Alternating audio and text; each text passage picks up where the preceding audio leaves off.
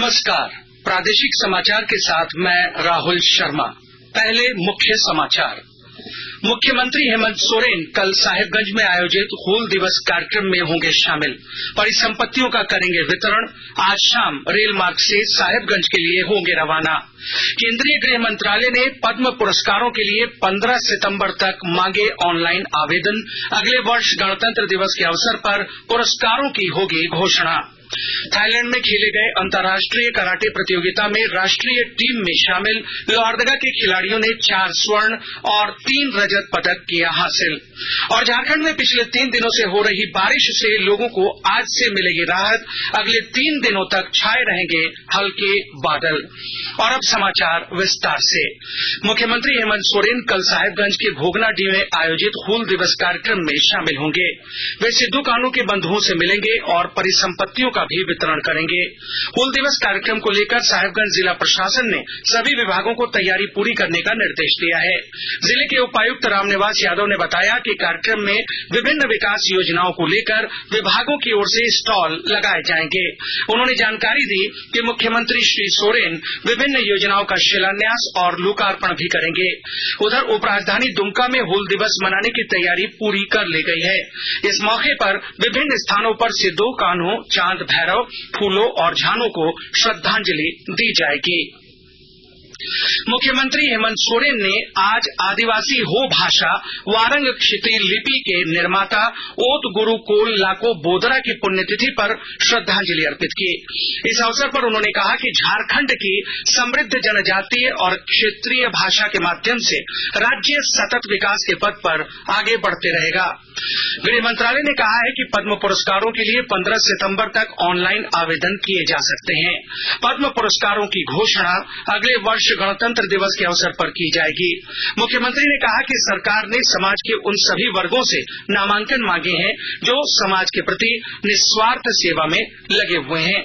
इन पुरस्कारों के लिए ऑनलाइन नामांकन इस वर्ष 1 मई से किया जा रहा है।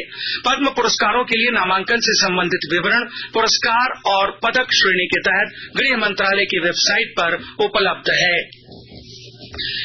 रांची पुलिस मुख्यालय राजधानी रांची में सिटी पुलिस के 2 पद और ट्रैफिक डीएसपी के 2 पद सृजित करने के अलावा 4 नए थाना के गठन का प्रस्ताव तैयार किया है। पुलिस मुख्यालय इस प्रस्ताव को जल्द राज्य सरकार के पास अनुमोदन के लिए भेजेगा। पुलिस मुख्यालय की इस पहल से राजधानी रांची में विधि व्यवस्था बनाने और ट्रैफिक नियंत्रण में मदद मिलेगी। हजारीबाग की चरही में पुलिस ने कीटनाशक बनाने वाली नकली मिनी फैक्ट्री का खुलासा किया है। इसके साथ ही फैक्ट्री के संचालक को भी गिरफ्तार किया गया है। मौके पर लाखों रुपए मूल्य का नकली कीटनाशक और 10,000 शीशी रैपर बरामद किए गए हैं। हमारे संवाददाता ने बताया कि दिल्ली स्थित कीटनाशक कंपनी इंडोफिल इंडिया लिमिटेड के अधिकारियों को सूचना मिली थी कि उनकी कंपनी के नाम पर हजारीबाग में नकली कीटनाशक बनाया जा रहा है।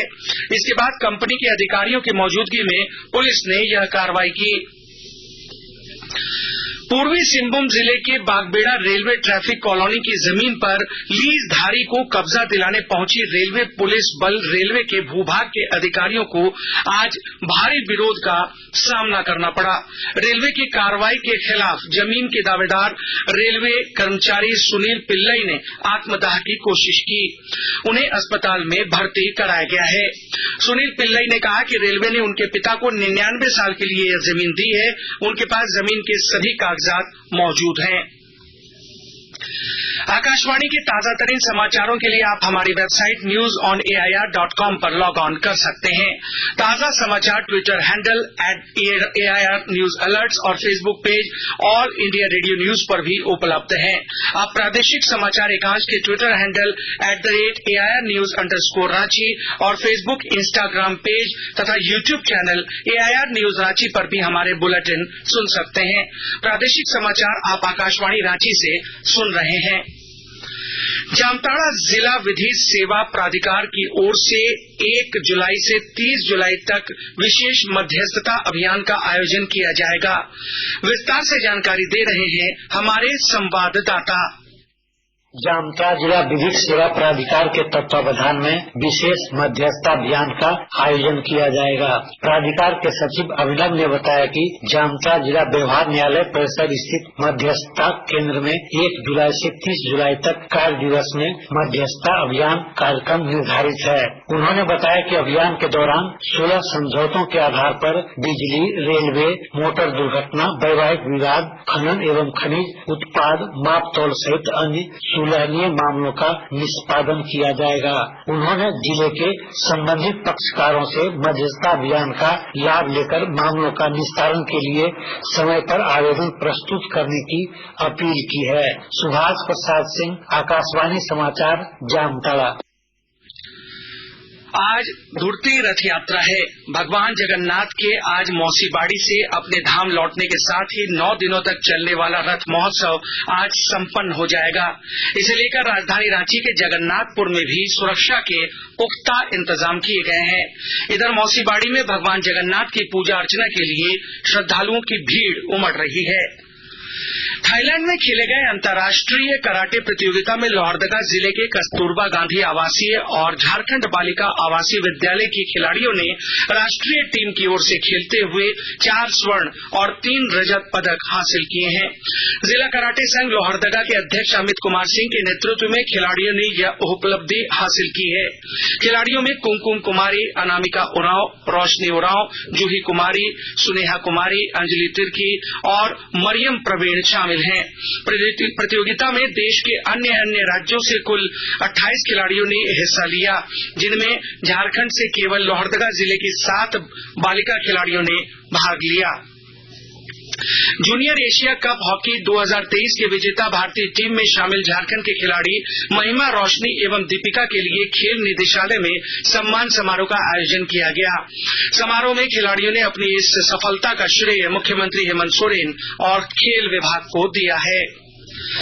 झारखंड में पिछले 3 दिनों से रुक रुक कर हो रही बारिश से आज से निजात मिलती दिख रही है। इससे लोगों को थोड़ी राहत मिली है। हालांकि अगले 3 दिनों तक आसमान में हल्के बादल छाए रहेंगे और कहीं कहीं हल्की छिटपुट बारिश होने का अनुमान है। केंद्रीय मौसम विभाग ने जारी पूर्वानुमान में कहा है कि इस दौरान अधिकतम तापमान 32 डिग्री सेल्सियस तक रहेगा, जबकि न्यूनतम तापमान 24 डिग्री सेल्सियस बना रहेगा। और अब संक्षिप्त खबरें। धनबाद जिला सदर अस्पताल परिसर में कैंटीन के संचालन के लिए प्रबंधन ने टेंडर निकाला है। टेंडर के लिए 3 जुलाई तक आवेदन किया जा सकता है। 4 जुलाई को क्रय समिति की ओर से टेंडर खोला जाएगा। दुमका जिले में बकरीद पर विधि व्यवस्था बनाए रखने के लिए जिला प्रशासन ने 93 जगहों पर दंडाधिकारियों की तैनाती की है। उपायुक्त और पुलिस अधीक्षक ने संयुक्त आदेश जारी कर सामाजिक सौहार्द और भाईचारे के बीच बकरीद का त्योहार मनाने की अपील की है। गिरिडीह में भी बकरीद पर्व को लेकर पूरी सतर्कता बरती जा रही है। कल शाम दंडाधिकारी विशाल दीप खलको के नेतृत्व में शहरी क्षेत्र में फ्लैग मार्च निकाला गया और लोगों से सौहार्दपूर्ण वातावरण में त्योहार मनाने की अपील की गई। लातेहार जिला के चंदवा प्रखंड के डोमारो पंचायत में जंगली हाथियों ने एक वृद्ध को मार डाला। घटना की सूचना के बाद वन विभाग की टीम कार्रवाई में जुट गई और मृतक के परिजनों को तत्काल 40,000 रूपये का मुआवजा दिया। वहीं 1 सप्ताह के बाद 60,000 व कागजी प्रक्रिया पूर्ण होने के बाद 3 लाख रूपये का मुआवजा दिए जाने का भरोसा दिया गया। और अंत में मुख्य समाचार एक बार फिर। मुख्यमंत्री हेमंत सोरेन कल साहेबगंज में आयोजित हूल दिवस कार्यक्रम में होंगे शामिल। परिसंपत्तियों का करेंगे वितरण। आज शाम रेल मार्ग से साहेबगंज के लिए होंगे रवाना। केंद्रीय गृह मंत्रालय ने पद्म पुरस्कारों के लिए 15 सितंबर तक मांगे ऑनलाइन आवेदन। अगले वर्ष गणतंत्र दिवस के अवसर पर पुरस्कारों की होगी घोषणा। थाईलैंड में खेले गए अंतर्राष्ट्रीय कराटे प्रतियोगिता में राष्ट्रीय टीम में शामिल लोहरदगा के खिलाड़ियों ने 4 स्वर्ण और 3 रजत पदक किए हासिल। और झारखंड में पिछले 3 दिनों से हो रही बारिश से लोगों को आज से मिली राहत। अगले 3 दिनों तक छाए रहेंगे हल्के बादल। इसके साथ ही आकाशवाणी रांची से प्रादेशिक समाचार का ये बुलेटिन समाप्त हुआ। नमस्कार।